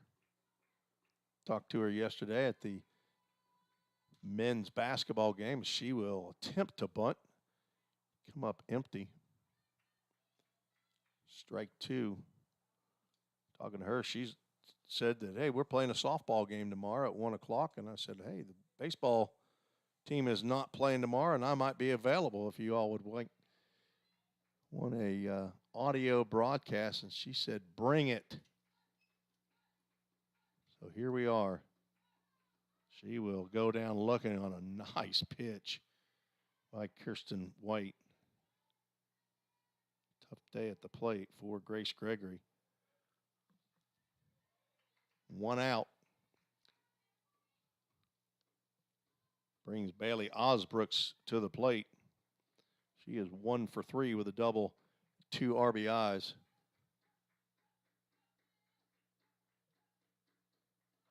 There's a softly hit ground ball to second. Will go on to second base. The throw to first is not in time. So a fielder's choice for Osbrooks. Retires Killian Roberts.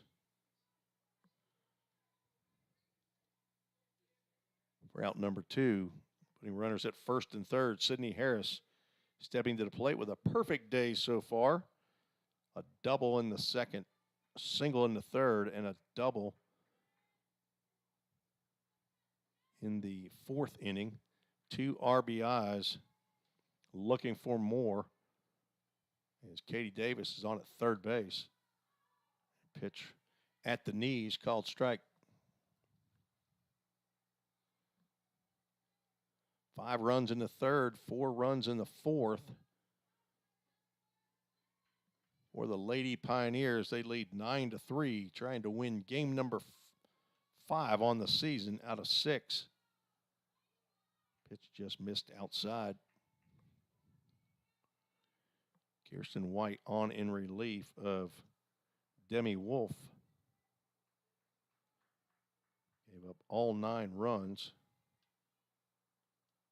1 walk, 2 strikeouts, and 3 in the third, it giving up 11 hits. That throw back from the catcher to the pitcher glanced off of Sidney Harris's helmet. I'm sure that happens from time to time. You don't see it a ton in baseball, but Abby Schreiner throwing that back to the pitcher. And it's a live ball when that happens, so fielders need to be ready. 2 balls and a strike. Now 3-1. Sidney Harris right on top of the plate.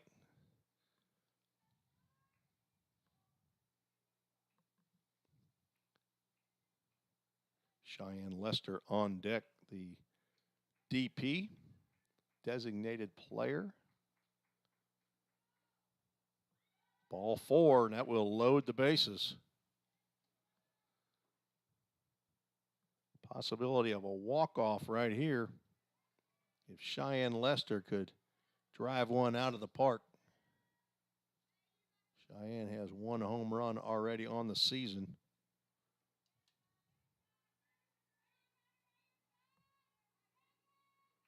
Two walks now for Kirsten White. Pitch called a ball, just snuck out of the glove of Abby Schreiner, but not far enough away for Katie Davis to advance.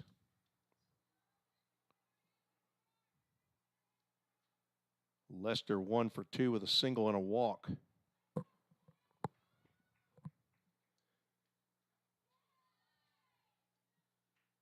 Count now 2 balls and no strikes.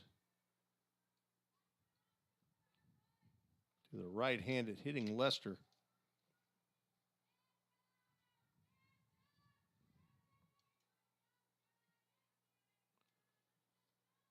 There's a hack and a foul straight back.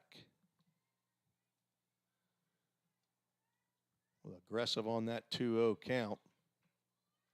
Looking to drive in some runs here with 2 outs. There were several 2-out RBIs in the 3rd inning, as well as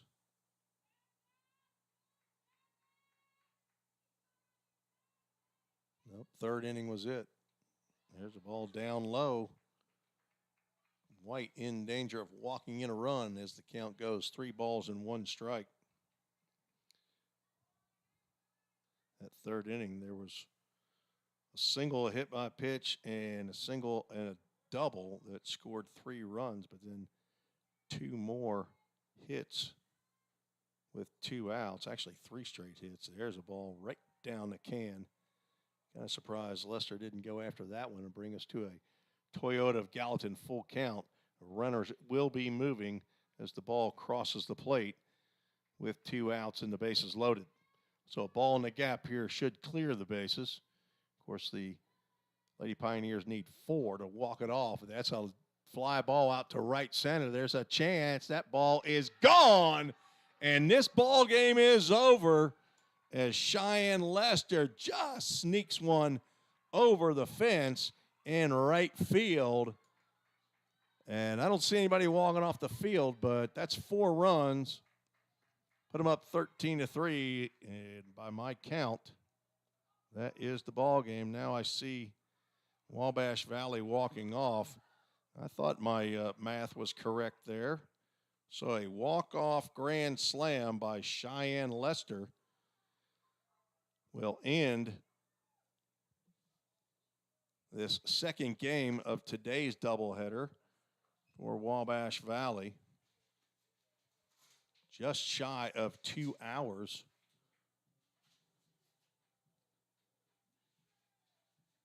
And we will put that on the board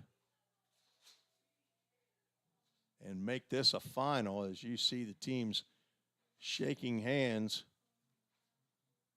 I didn't get enough runs up there, did I? Let's get that last one up there. There we go. Put 3 and not 4. There's the final after 4+ innings. Lady Pioneers with 2 outs get a walk-off grand slam home run for freshman Cheyenne Lester here in the bottom of the 5th inning. See if if I can get some totals here. You just take a quick break. I'll try to come back with some totals as the Lady Pioneers move to 5-1 on the season. Wabash Valley falls to 2-2. Be right back with totals. You're listening to the VolState Sports Network.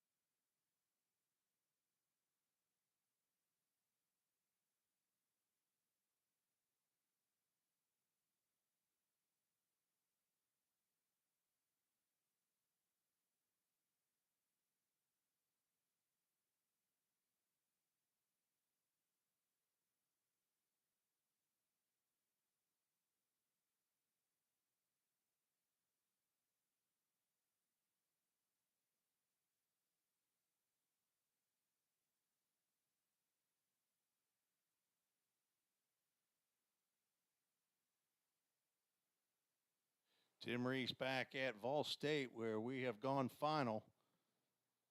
The Lady Pioneers have defeated the Lady Warriors of Wabash Valley in walk-off fashion, 13-3. 10-run rule in effect, as Cheyenne Lester, a freshman from Murfreesboro, Oakland, the designated player, hit a walk-off grand slam home run to give the Pioneers their 5th win against 1 defeat here in the 2023 season.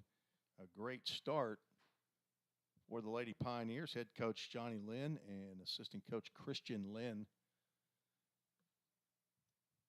As Cheyenne Lester finishes 2 for 3 with 4 RBIs. Sydney Harris was 3 for 3. She had 2 RBIs. These are all unofficial statistics, by the way, off of my scorebook. And as if you were with us in the top of the 5th, you know that's unofficial. I don't typically miss a batter like I did, but Killian Roberts, 3 for 4 with 3 RBIs on the day. Katie Davis with 2 hits. And Madeline Ray with 2 hits as well. So I would assume that the winning pitcher would end up being Hallie Grace Patton, who will move to 4-0 on the season. And the loss would go to Demi Wolf. I don't really know her statistics, but I think that's how that, I know she would take the loss. I don't believe that Maddie Croxford would pitch long enough. Maybe she gets the win. I don't really know. You'd have to check the website, but in baseball, she may not have gone long enough to get the win. But big team win for the Lady Pioneers as they put 5 on the board in the 3rd inning, 4 in the 4th, and 4 more in the bottom of the 5th to take their 4th win in early innings or in run rule fashion. They won game 1, game 3, and now games 5 and 6 in a run rule, some by 8.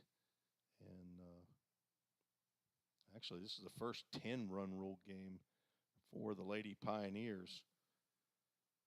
So a big win for VolState, and they will be back in action on next Friday. Check their schedule real quick. You all probably know it better than I do. They will play here on campus. I can get the internet to work. Friday the 17th, they'll play a doubleheader on Friday against Indian Hills Community College beginning at 2 p.m. Central Time. And then on Saturday, another doubleheader on Gallatin campus starting at 2 o'clock against Lakeland College. So doubleheader action Friday and Saturday here in Gallatin, Tennessee. I don't know that there will be an audio broadcast. There still should be a video broadcast, but I know I will be busy with baseball next Friday and Saturday. so I won't be available. But we are efforting to get a live broadcast, audio broadcast for you folks. You deserve it, and we sure would love to bring it to the friends and supporters of Lady Pioneer softball. So thank you again for joining us here on this inaugural broadcast for Athletic Director Bobby Hudson and Head Coach Johnny Lynn. This is Tim Reese on the VolState Sports Network saying so long. God bless you all, and I hope to talk to you soon. Have a great afternoon.